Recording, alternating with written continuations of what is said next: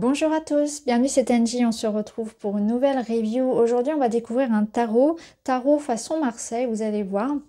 Revisité, il est très sympa, je l'aime beaucoup celui-ci. Tarot de la lune et des étoiles, c'est de Jane Wallace. Développez votre intuition à travers les cycles lunaires et les constellations.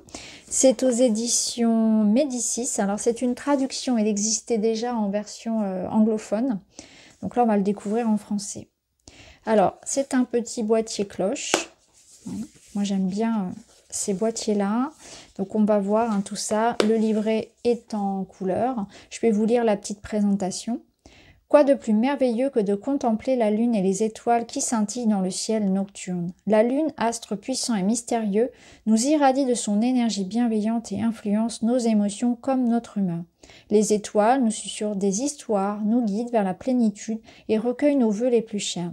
Grâce à ce tarot de la lune et des étoiles, vous pourrez utiliser le pouvoir de la lune et déchiffrer les messages des étoiles afin de sonder votre passé, présent et votre avenir. Vous éprouverez alors un profond sentiment de liberté. Donc le coffret contient donc les 78 cartes magnifiquement illustrées et le guide. Alors on va aller voir tout ça tout de suite. On va sortir donc le livret et les cartes. Alors bien évidemment, on fera la review complète des cartes. Je vais vous les montrer quand même un petit peu avant. Donc on est sur des tranches classiques. On est sur un format un petit peu plus grand, un petit peu plus large que les cartes traditionnelles du tarot. Et voici les cartes. Voilà. Donc sur chacune, on retrouve en haut le nom et vous avez à chaque fois un mot-clé. Donc ça, je trouve ça super d'avoir un mot-clé. Surtout pour ceux qui débutent le tarot. Et puis, comme vous pouvez le voir, donc on est sur un Marseille. On a les arcanes mineurs qui ne sont pas illustrés. On retrouve voilà, les éléments de la suite. Mais on a voilà, un petit mot-clé aussi pour chaque carte. Voilà. Donc on va voir tout ça tout à l'heure. Je vous montre le dos également, qui est très beau. J'aime beaucoup ces tons-là. Le bleu nuit, comme ça, c'est très beau. Alors, on va les mettre là. On va regarder le livret ensemble. Donc on commence par le petit sommaire où on retrouve les mineurs, les majeurs, les méthodes de tirage. Petite introduction, donc l'auteur explique pourquoi elle a choisi de travailler avec la lune et les étoiles. Donc c'est un petit peu ce que j'ai lu tout à l'heure. Elle nous rappelle l'influence de la lune et des étoiles sur nous, notamment de la lune, par rapport qui agit énormément sur les marées, qui influence sur l'eau, qui influence sur nous également. Donc ensuite, elle propose des rituels de lune. Donc il y a un rituel ici de la pleine lune et un rituel de la nouvelle lune. Vous avez également un rituel du sommeil profond avec la lune.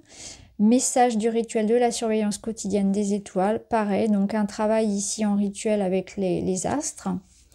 Ensuite, la réalisation des tirages. Donc des conseils pour s'approprier les cartes, les mélanger, etc. Se connecter à elles. Chaque carte vous donnera la réponse aux questions suivantes. Donc, ce qui est intéressant quand on travaille avec le tarot, et c'est valable pour celui-ci, mais pour les autres, c'est quelle question finalement, quelle réponse plutôt m'apporte la carte. Et ça va être valable pour tous. Par exemple, elle dit, quels renseignements puis-je obtenir sur moi? Quelles sont les forces de ces cartes? Quelles sont les limites de ces cartes? Qu'est-ce que les cartes ont à m'enseigner? Quelle est la meilleure chose que je puisse apprendre des cartes? Quel est le résultat potentiel de mon travail avec les cartes? Donc ça, c'est un travail qu'on peut finalement faire avec tout tarot, même tout oracle d'ailleurs.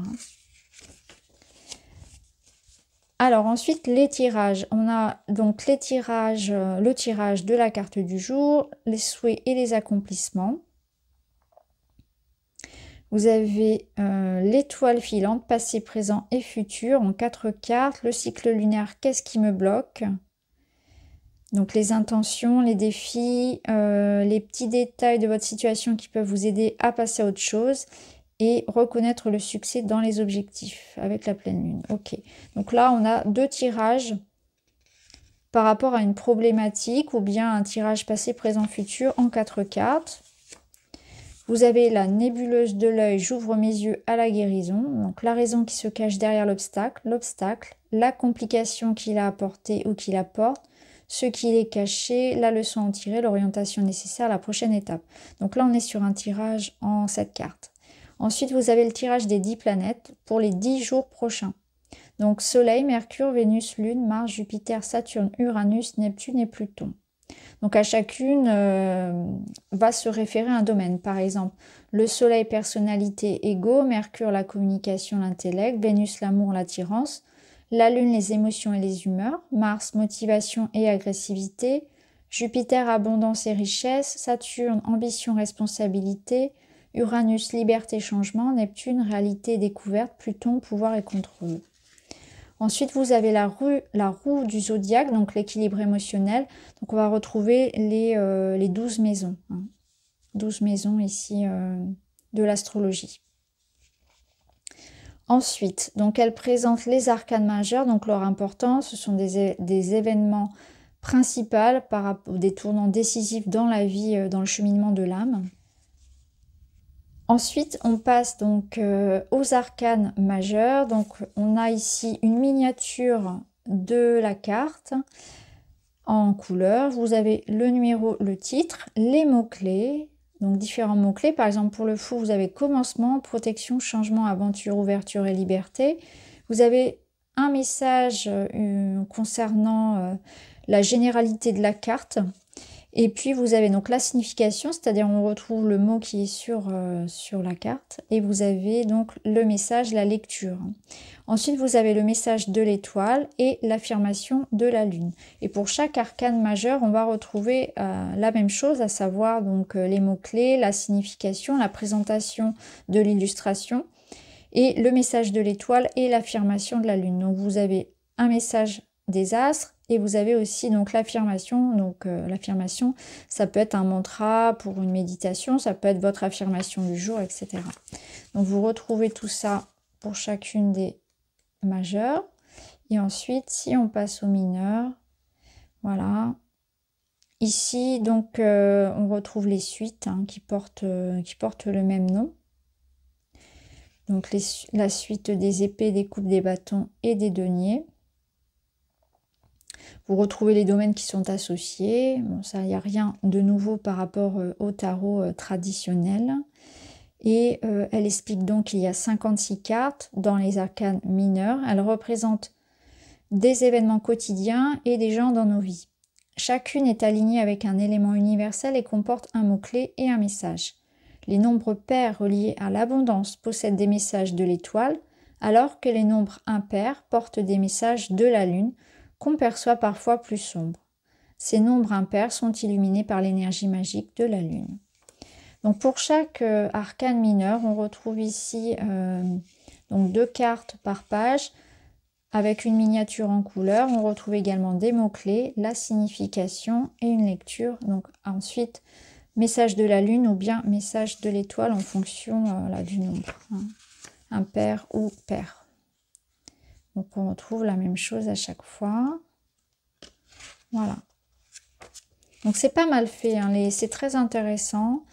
Moi ce que j'aime bien, c'est qu'on retrouve facilement les mots-clés. Et puis c'est l'idée, voilà, d'avoir de toute façon un mot-clé déjà sur une signification déjà indiquée sur la carte.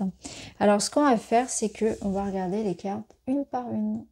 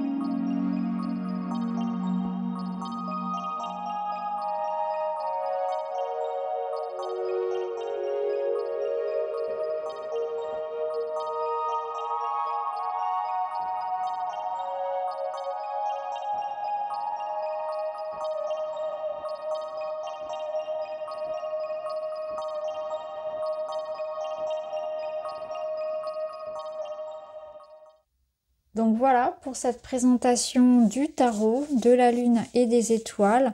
J'aime beaucoup les couleurs, surtout pour la suite des épées. J'aime beaucoup ce violet. J'aime bien l'idée d'avoir un petit mot-clé, surtout qu'on est quand même sur du Marseille. Donc ça permet, voilà, pour ceux qui connaissent, qui débutent par exemple par le tarot, d'avoir quand même une petite signification. Et puis, sinon, le petit bémol, c'est la finesse des cartes. Les cartes sont un petit peu fines, donc à utiliser, à brasser avec précaution. Donc voilà les amis pour cette présentation. N'hésitez pas à me dire ce que vous en pensez, si vous connaissez la version anglaise. Je vous embrasse et je vous dis à très vite.